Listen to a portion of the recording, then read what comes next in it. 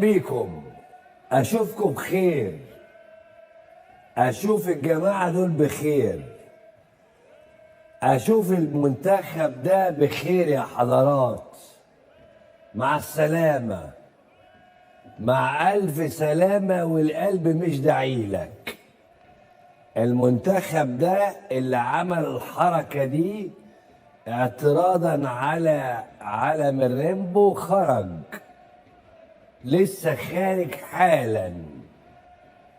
منتخب المانيا يا حضرات بره، اوت، مع السلامه، ما نشوفكش تاني بقى، والحمد لله اننا ارتحنا منك. مع السلامه. بعد ما وقف الوقفه العنتريه، ادي النتيجه الطبيعيه ليه اهي. منتخب المانيا باي باي، والمنتخب المانيا جاء على بطنه.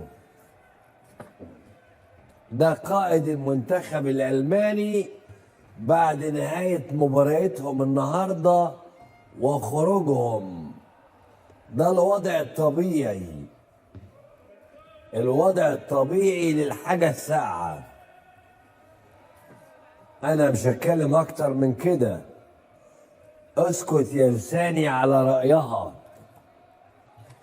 اشوفكم خير، مع السلامه. خرج منتخب المانيا. طبعا انتوا عارفين الحركه دي عملوها ليه؟ عملوها عشان اعتراضا على قرار قطر بعدم رفع علم الريمبو. المنتخب ده الحقيقه النهارده خرج من كاس العالم. الى كل محبين المانيا، الى كل اللي كانوا مبسوطين جدا من هذه الحركه اللي عملوها اعتراضا على قطر، النهارده الحقيقه محبين المنتخب الالماني حالهم زي الصوره اللي بعدها. حالهم دلوقتي زي مولر على الارض. دي صوره اللي كنا، دي حالهم دلوقتي كده، وده الوضع الطبيعي حقيقة. ليه بقى أنا بقول كده؟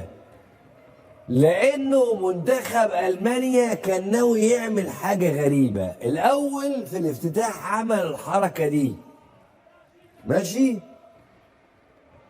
اللي هي هاتها يا علي، هاتها يا صالح.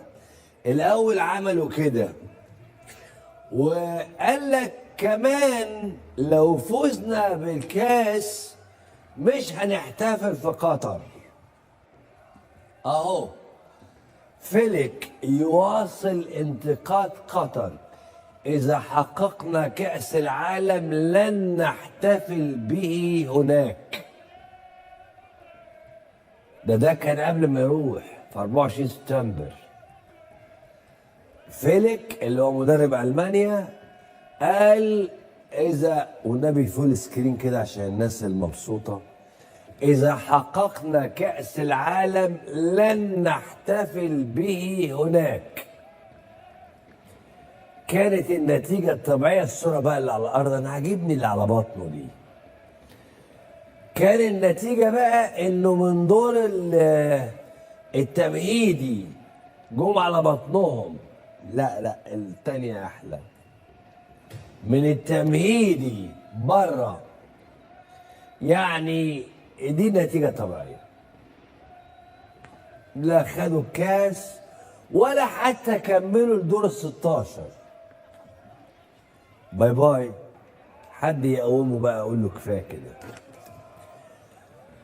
كده خرجت المانيا من كاس العالم، خرجت رسميا. والمانيا واحده من الدول اللي مشهوره بانها يعني مرشحه لكاس العالم، وكان عندهم امل كبير انهم يعملوا لقطه في النهايه زي ما عملوا لقطه في البدايه كده. كان عندهم امل انهم يعملوا لقطه في النهايه. دي صورتهم اهي، وهم حصرة المنتخب الالماني.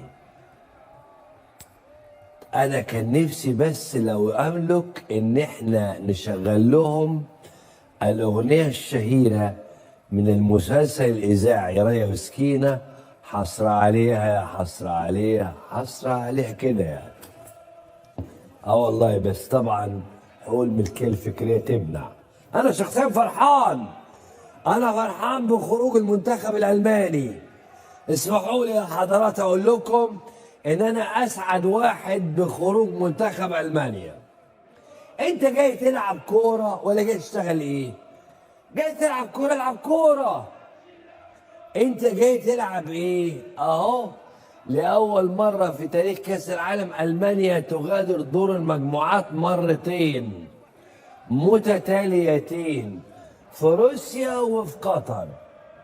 بص، واحد حط الكوماكس، حط لهم الصورة وحط صورة أشرف ومحمد هنيدي تحت.